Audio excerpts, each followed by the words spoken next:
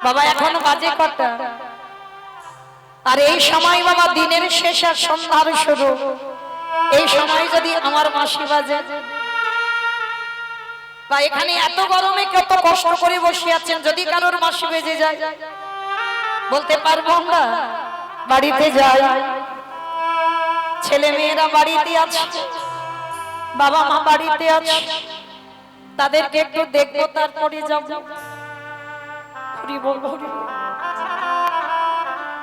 যে কোনো টাইমে বাবা, সন্ধ্যা ৬টা, বিকাল ৪টের, সকাল ১০টা, রাত ১২টা, ভোর ৪টে, যে কোনো টাইমে এই ঘরের মালিক যদি একবার বলে দেয় ওরে আর বেশিক্ষণ এইভাবে খেলতে হবে না, এবার চল আমার সঙ্গে, কি মাইরা বলতে পারবেন একটু দেরি কর, আমি একটু পরে যাব, আমার ছেলেটাকে দেখে তারপর যাব। বাঁশি যদি বেজে যায় কে বলো বন্ধু, কে বলো বন্ধু, সকল মায়া ছিন্ন করে আমাদের চলে যেতে হবে। তাহলে প্রত্যেকের জীবনেই বাবা আসবে উত্তর গোষ্ঠ, প্রত্যেকের জীবনেই বাজবে বাবা রাসলীলার বাঁশি। আর যেদিনে রাসের বাঁশি বাজবে, যতই সব আমার আমার করো না কেন, অগ সকল ছেড়ে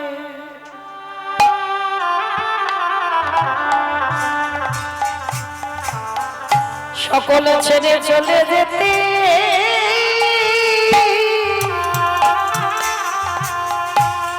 যেতে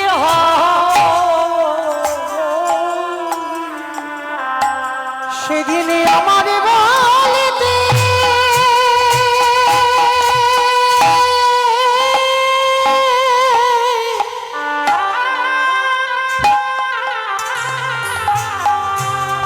সেদিনই আমার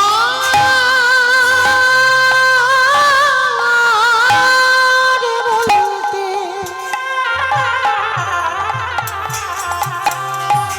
বলিতে কিছু রবে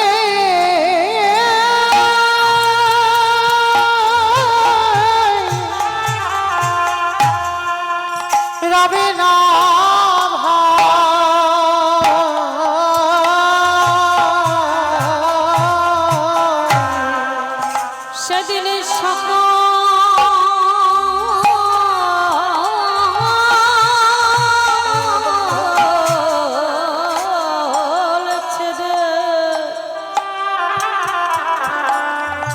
সকল ছেড়ে চলে যেতে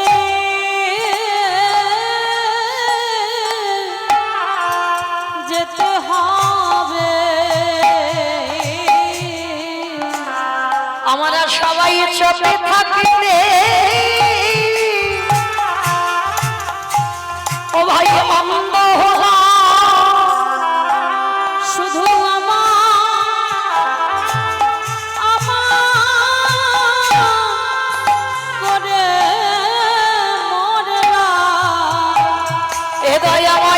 সবাই মিছে মায়া বন্দী হলো একেবারে হরে বলে ডাকলাম না হে। এ দয়াময় আমি অধম বলে জানো,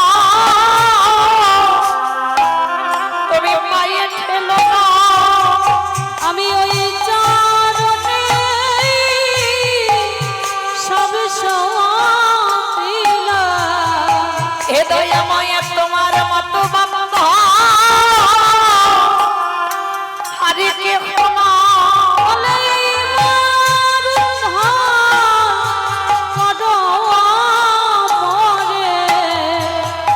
এ দয়াময় যেন চরণ ছাড়া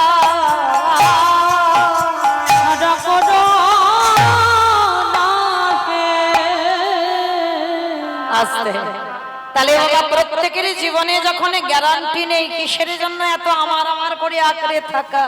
হ্যাঁ, সব যখন ক্ষণস্থায়ী চিরস্থায়ী যদি সম্পদ আমার গোবিন্দ চরণ হয়, তাহলে সময় থাকতে থাকতেই শিশুকালে কৃষ্ণ ভজে কৃষ্ণ পাবার আসে, কৃষ্ণ পাবার আসে, ওগো যৌবনেতে কৃষ্ণ ভজে আসে বানায় আসে, আসে বানাসে,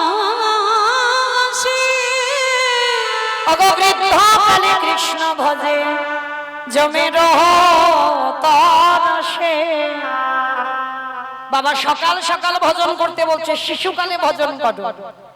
একদিকে বলছে শিশুকালে ভজন করো, আর একদিকে বলছে মা কুড়ি ফুলে গোবিন্দ সেবা হয় না। কে গো মায়েরা ছোটবেলায় ঠাকুমারা বকাবকি করতো না, এই নাতনি কুড়ি ফুল তুলে জলে ভিজিয়ে রাখছিস, ওটা গোবিন্দ সেবায় লাগে না। কি মায়েরা ছোটবেলায় বলতো না, আমরা শুনতাম, আমাকে বলতো। তাহলে কুড়ি ফুল যদি গোবিন্দ সেবায় না লাগে, আর কুড়ি ফুল মানেই বাল্যকাল, কুড়ি ফুল মানেই বাল্যকাল। কি গো মায়েরা বাল্যকালে সেবায় লাগা যায়? দেখবেন ছোট ছোট ছেলে মেয়েদের এনেছেন কাছে করে, ওরা বসে আছে, কিন্তু ওরা কি কীর্তনের কিছু বোঝে বাবা? সে অভিজ্ঞতা ওদের নেই। কেন? আমরা তো সেই মা হতে পারছি না। দোষটা ওদের না। বাবা হলো বীজ, মা হলো ক্ষেত্র বা মাটি। বীজ রোপণ করা হলো, মাটিটা যদি নোনা লেগে যায় বাবা, মাটির ফসলে জীবনে ভালো হবে না। ও মায়েরা কোন মাটি বাবা? কি গো, এটা নদিয়া না মুর্শিদাবাদ? নদিয়া। কি গো, নদিয়া জেলার মাটি? এই মাটির কথা বলছি না, তাহলে কোন মাটির কথা বললাম? মা মাটি। হ্যাঁ, এই মা মাটিটা যদি খাঁটি হয় তবে তো তার ফসলটা ভালো হবে। আর মা মাটিতে যদি আগাছা কুগাছা ছেয়ে যায় বাবা, এ ফসল ভালো হবে বলে মনে হয়? হ্যাঁ, এখনকার দিনে বাবা একটা নেতাজির মতো ছেলের জন্ম হচ্ছে না, একটা বিবেকানন্দের মতো ছেলের জন্ম হচ্ছে না, একটা বিদ্যাসাগরের মতো ছেলের জন্ম হচ্ছে না। কেন হচ্ছে না? মাটিটা ভালো নয়। ভালো করে অনুভব করে দেখেন বাবা, 16 বছর বয়সে মহাভারতী অভিমন্যুকে কি যেতে হতো? একটা 16 বছরের ছেলে মানে কতটুকু ছেলে? সাউন্ডটা বাড়াও। একটা 16 বছরের ছেলে মানে কতটুকু ছেলে? ওইটুকু ছেলেকে বাবা 16 বছর বয়সে কুরুক্ষেত্রের মাঠ থেকে চলে যেতে হলো। কেন? ওই 16 বছরের ছেলেটা বাবা মাতৃ জঠরে ছিল, আমার গর্ভে ছিল। অর্জুন সুভদ্রাকে শোনাচ্ছিল বাবা চক্রগুহের মধ্যে কি করে প্রবেশ করতে হয় আর কি করে বাইরে হতে হয়, মানে আগম নিগমের কথা। এখানেই বাবা মহাভারত সমাজ শিক্ষা দিয়েছে কেমন ভাবে দেখেন। অভিমন্যু গর্ভে আছে, মা সুভদ্রা শুনছে বাবা, কিন্তু যখন ওই চক্রগুহে কি করে প্রবেশ করতে হয় ওই কাহিনীটা শুনলো, আর যখন বাইরে হতে হয় এটা বলছে অর্জুন, তখন কিন্তু মা সুভদ্রা ঘুমিয়ে পড়ল। আর মহাভারত প্রমাণ দিয়ে গেল, সন্তান মা যদি ঘুমা, গর্ভের সন্তান আপনি থেকে ঘুমিয়ে পড়ে। মা যা শোনে সন্তান গর্ভে বসেও তাই শোনে। মা যা আহার করে গর্ভের সন্তান সেই আহার করে। তো মা ঘুমালো বলে অভিমন্যু গর্ভের মধ্যে ঘুমিয়ে পড়ছে। অভিমন্যু গর্ভ থেকে চিৎকার করে বলে উঠেছিল, মা তুমি আরেকটু ধৈর্য ধরো, মা তুমি যদি এইভাবে ঘুমিয়ে পড়ো আমি আর চক্রগ্রহ থেকে বেরোতে পারবো না, একটু তুমি ধৈর্য ধরো। কিন্তু বাবা গর্ভে যদি সন্তান মা মা বলে কাঁদে, গর্ভে সন্তানের কথা কি মা শুনতে পায়? শুনতে পেল না। মা সুভদ্রা ঘুমিয়ে পড়ল, আর মা সুভদ্রা ঘুমালো বলে গর্ভের অভিমন্যু ঘুমিয়ে পড়ল। আর যেদিন চক্রগুহ তৈরি হলো বাবা, এই জায়গাটা একটু আস্বাদন করবে। পৃথিবীতে যা যা কিছু ঘটনা ঘটে বাবা সবই তার চিত্রপটে, সবই তার ইচ্ছাতে হয়। তার ইচ্ছাতে বাবা গাছের একটা পাতা নড়ে না, তার ইচ্ছাতে যেমন মরা গাছে ফুল ফোটে না, তার ইচ্ছাতে শুকনো গাঙে উজানো বয় না। তার ইচ্ছাতেই যদি জগৎ চলে, তার ইচ্ছাতে যদি গোটা দুনিয়া চলে, ভালো করে ভেবে দেখেন তো বাবা, 16 বছরের ছেলে অভিমন্যু আজকের কুরুক্ষেত্রের মাঠে বধ হবে, সেটা কি আমার ভগবান জানতো না? কি বাবা জানতো না? খুব জানতো। আর জানতো বলেই তো অর্জুনকে ওই মাঠের বাইরে নিয়ে গেল। কারণ অর্জুন যদি ওইখানে থাকতো বর্তমান, তাহলে অভিমন্যু বধ হবে না। সবই যদি আমার ভগবানের ইচ্ছাতে ঘটে। ওই অভিমন্যুকে বাবা যখন যুধিষ্ঠিরের জ্যাঠামশাই বলছে, অভি তুই যেতে পারবি না বাবা, কারণ ওই চক্রকে ভেদ করার অধিকার শুধুমাত্র তোর বাবা অর্জুনের আছে, আর কেউ পারবে না। অভিমন্যু হেসে বলেছিল, জেঠু আমার বাবার ভেদ করার অধিকার আছে আমি জানি, কিন্তু তুমি কি জানো আমি মাতৃ জঠরে থাকাকালীন আমার বাবার মুখ দিয়ে আমার মায়ের কান দিয়ে আমি শ্রবণ করেছি। আমি জানি কি করে চক্রকে ভেদ করতে হয়। কিন্তু বাবা একবারও অভিমন্যু বলেনি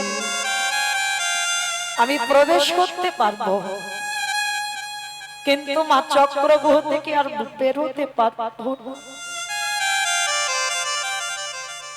এইটা যদি বলতো, যুধিষ্ঠিরের জ্যাঠামশাই কোনদিন অভিমন্যুকে ওই চক্রগ্রহের মধ্যে প্রবেশ করতে দিত না। ওই 16 বছরের একটা ছেলে যুদ্ধে বাবা বড় বড় রথী মহারথীরা ছিল, কেউ পারেনি সকাল থেকে সূর্য অস্ত যাওয়া পর্যন্ত যুদ্ধ করতে। মহাভারতে একজনই বীর ছিল অভিমন্যু। একেবারে একটানা রথী মহারথীদের সঙ্গে ওইটুকু ভালো যুদ্ধ করে গেছে। একটা একটা করে মান যখন অভিমন্যুর পক্ষে মারছে, যুধিষ্ঠির চিৎকার করে বলে বলেন, অভি বেরিয়ে আয় বাবা, বেরিয়ে আয়। কেন তুই দাঁড়িয়ে দাঁড়িয়ে মার খাচ্ছিস? তুই বেরিয়ে আয়। আমরা তো চক্রগ্রহ ভেদ করে তোর কাছে যেতে পারছি না, তুই বেরিয়ে আয় বাবা।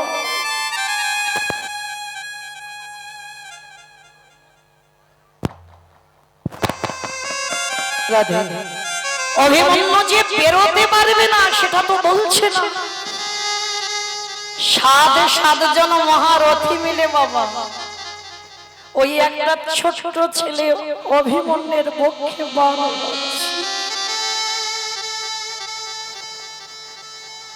যখন অভিমন্যুর মৃত্যু হচ্ছে না, মৃত্যু যন্ত্রণায় ছটফট করছে। ওর বড় জ্যাঠামশাই ছিল তো বাবা কর্ণ, কুন্তী মায়ের কুমারী বেলার ছেলে, যেটা অভিমন্যু জানতো না, কিন্তু কর্ণ তো জানতো ওটা আমারই ভাইয়ের সন্তান। যখন মৃত্যু যন্ত্রণায় অভিমন্যু ছটফট করছে, কর্ণ কেঁদে কেঁদে বলেছিল, দয়াময় আজকের আমি ওর বড় জেঠুর সামনে দাঁড়িয়ে আছি, ভাইয়ের সন্তান মানে আমার সন্তান সম,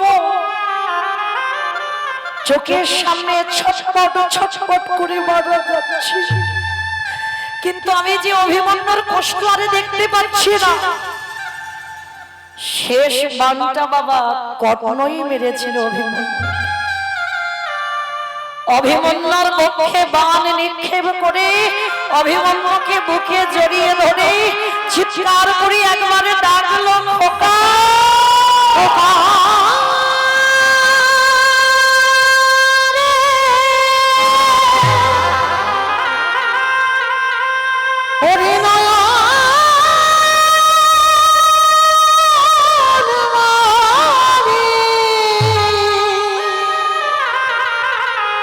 একেবারে ফিরে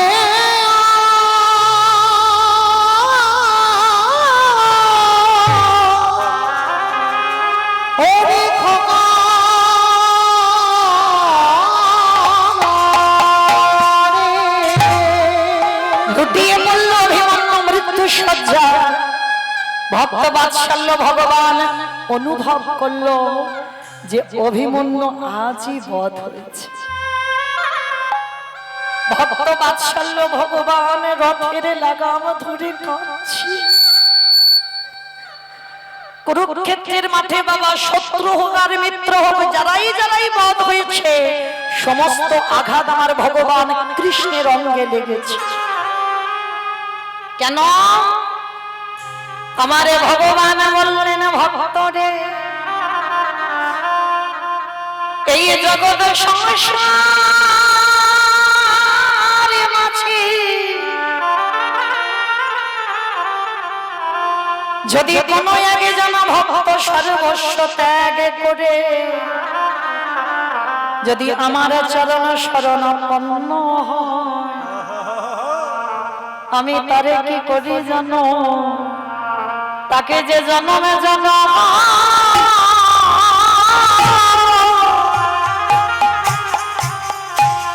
জন্মে জন্মে আমার প্রতি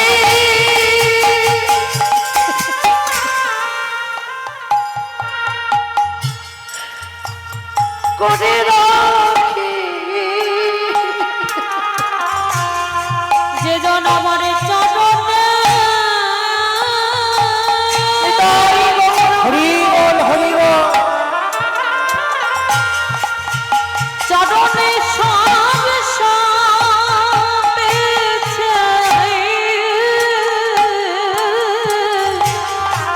তাকে জন্ম জন্ম আমি আমারে করে রাখি। এই জগৎ সংসার আছে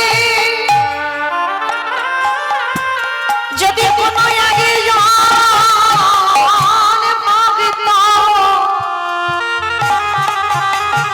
ওই সারাদিন 24 ঘন্টার মধ্যে যদি একটুখানি আমার চরণ তলে বসে যদি একবার বলতে পারে কৃষ্ণ তোমার হলাম বলে, আমি এ জন্মে না ওই আমি জন্মে জন্ম তার হয়ে যাব। হরি বল। তোমার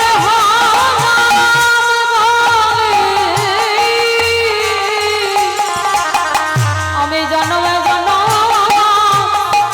পরে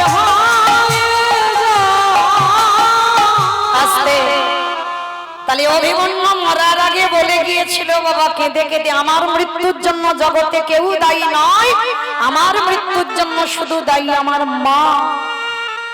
আমার মা যদি সেদিন না ঘুমাতো তাহলে কি এই 16 বৎসর বয়সী আমার প্রাণটা যেত? তাহলে বাবা এতেই মহাভারত প্রমাণ দিয়ে দিল, গর্ভে সন্তান নিলে সন্তান গর্ভে থাকাকালীন মায়ের আচরণ যেমন হয় সন্তান বাবা সেই দিকে ধাবিত হয়। মা যাহার করে সন্তান তাই আহার করে, মা যখনই ঘুমায় গর্ভের সন্তান তখনই ঘুমায়। মা চরিত্র যেমন হবে গর্ভের সন্তান পরবর্তীতে সেই দিকে ধাবিত হয়। তাহলে মা কুড়ি ফুল আমরা সেই মা হতে পারছি না যে আমাদের ছেলেগুলো সেই ধ্রুব প্রহ্লাদের মতো 5 বছরে গোবিন্দ সেবায় লাগবে। আর বাসি ফুল তো লাগবেই না বাবা, এটা আমরা সবাই জানি। বাসি ফুল মানে দেহতত্ত্বে কোন কাল গো?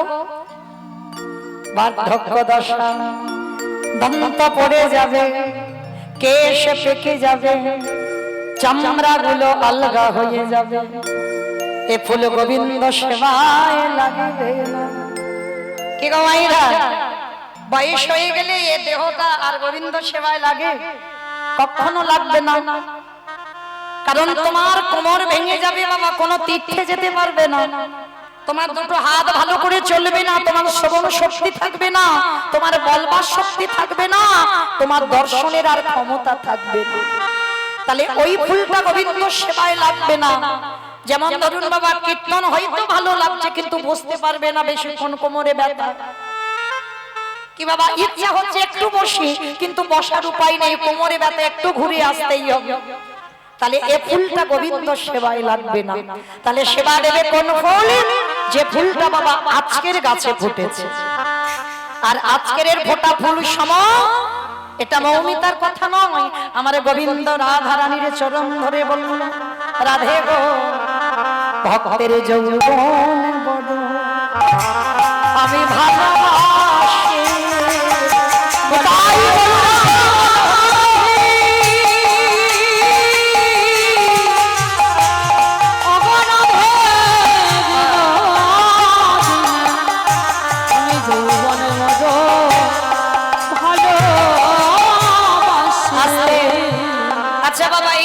গোবিন্দ রাধা রানীকে বলছে, রাধে তোমার যৌবন ভালোবাসে।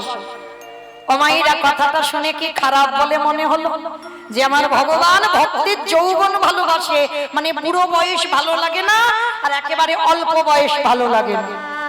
কেউ এইটা মনে মনে আসছে যে যৌবন মানে এটাই না। গোবিন্দ আমার কোন যৌবনের কথা বলছে? যেদিনে তোমাদের দেশ ইন্দ্রিয়, এই পাঁচটা জ্ঞানেন্দ্রিয়, পাঁচটা কর্মেন্দ্রিয় যেদিনে সতেজ থাকবে বাবা, যখন বল ক্ষমতা থাকে তখন কিছু মানে ধরাকে সরা মনে হয়, রক্ত গরম, তখন যে কাজ করতে পারবে। আর তুমি বুড়ো বয়সে সেই কাজ করতে পারবে? তখন তোমার চোখের দৃষ্টিটা ভালো থাকবে, শ্রবণের শক্তিটা ভালো থাকবে, তোমার কণ্ঠ ভালো থাকবে। ইমা, এই যেমন আমি মৌমিতা এখন গান গাইতে পাচ্ছি, সবাই খবর নেয় দিদি কেমন আছে। কিন্তু বাবা যেদিন বার্ধক্য দশায় বিছানায় পড়বো, সেদিন কি কেউ একবার ফোন করে জিজ্ঞেস করবে দিদি কেমন আছো? সংসার এটাই বাবা, যতদিন তুমি দিতে পারবে সংসারে ততদিন তোমার কদর যত্ন করবে। আর যেদিন থেকে তুমি সংসারে দেওয়া বন্ধ করে দেবে, আর তোমার সংসার ভালোবাসবে। কারণ আজকের আমি দিতে পারি তাই আমার সবাই ভালোবাসে। আর যেদিন আমি কিছু দিতে পারবো না, যেদিন বল ক্ষমতা থাকবে না, যেদিন কণ্ঠরোধ হয়ে যাবে, শ্রবণ শক্তি থাকবে না, বার্ধক্য দশা আসবে, সেদিন আর কেউ আমায় চিনবে না। ওই জন্য গোবিন্দ বলছে, রাধে ভক্তের যৌবন ভালোবাসে। কেন?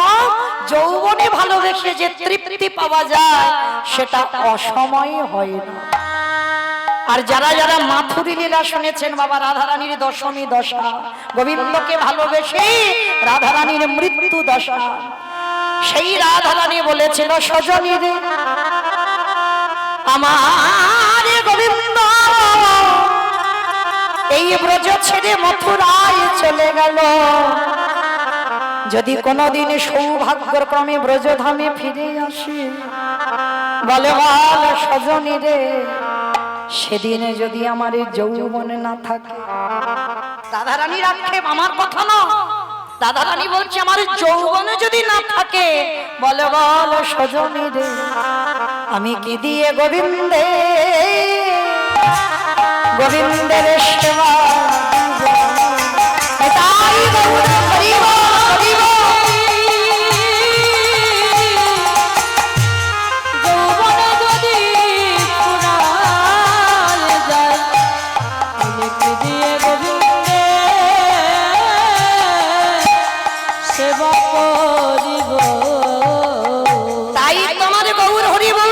সময় থাকতে ভোজে নাম বলে আর তো সময়, আর তো সময় পাবে লাগো, সময় থাকতে ভোজে। তোমাদের জীবনের সূর্য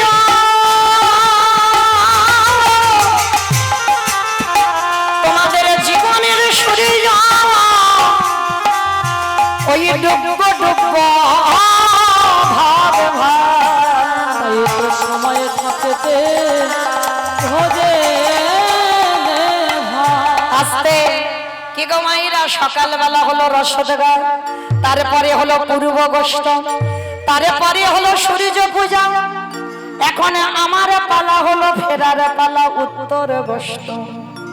তাহলে ভালো করে ভেবে দেখেন, সকালে সূর্য উদয় হলো, সেই সকালে গড়িয়ে এলো দুপুর বেলা, ওই দুপুর গড়াই গিয়ে এলোই আমাদের বিকাল বেলা। মিলিয়ে দেখেন বাবা দেহ তত্ত্বে প্রত্যেকের জীবনে সকাল হয়েছিল। প্রথমেই বলেছি বাবা লীলাটা সম্পূর্ণ দেহ তত্ত্বের লীলা। সবার জীবনে সকাল ছিল, কি বাবা ছিল না? বাল্যকাল, ওটাই তো সকাল। দেখবেন শিশুকালে কি আমার শত্রু কি আমার মিত্র, হ্যাঁ এর কোলে উঠবো কি ওর কোলে উঠবো না, শিশুদের সেই জ্ঞান থাকে থাকে না। ওটা সকালবেলা, ওটা শান্ত। যখন সকালবেলা সূর্য ওঠে, সে জ্যৈষ্ঠ মাসে হোক, বৈশাখ মাসে হোক, আর পৌষ মাসে হোক, সকালের সূর্যের তাপ নেওয়া যায়। কেন? ওটা শীতলতা দান করে। কিন্তু ওই সূর্য যখন মাথার উপরে ওঠে, মিলিয়ে দেখেন বাবা দেহ তত্ত্বে সেই সময়টাকে বললেন যৌবনকাল। সূর্য যখন মাথায় ওঠে তখন বাবা প্রখর তাপ, এত তেজ, কি গো মায়েরা সেই তেজ নেওয়া যায়? হ্যাঁ, যদি তোমার একেবারে কোনো বাবা বা কোনো শিশু বালককে খালি গায়ে খুব রোদ উঠেছে দাঁড় করিয়ে রেখে দেওয়া যায়, বলো তো ওই তেজ সহ্য হয়? তাহলে লক্ষ্য করেন দেহ তত্ত্বে ওটাই হলো যৌবনকাল। রক্ত গরম, আর এতটাই রক্ত গরম হয়ে যায়, ওই রক্ত গরমে বাবা সবাই সংসার মায়াতে আবদ্ধ।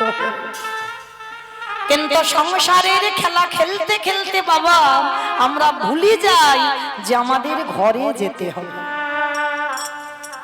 কি বাবা আমাদের যে ঘরে যেতে হবে সেটা কারণ মনে আছে বলে মনে হয়? একটু মায়া করে না? আমার যাবো কিন্তু আমার নাতিটাকে ফেলে থাকবো কি করে? কি মা মনে হয় না? হ্যাঁ, এইগুলোই তো আগাছা কুগাছা। হ্যাঁ, কৃষ্ণ ভজনের অধিকারী হতে গেলে যেদিন তোমার হৃদয় থেকে তুমি জনমের মতো মায়া মোহ ত্যাগ করতে পারবে, শুধু একটাই চরণে আশ্রয় করবে আমার গৌর গোবিন্দ চরণ, সেই দিন আর তোমাকে তার কাছে যেতে হবে না। আমার ভগবান আসবে তোমার দ্বারে।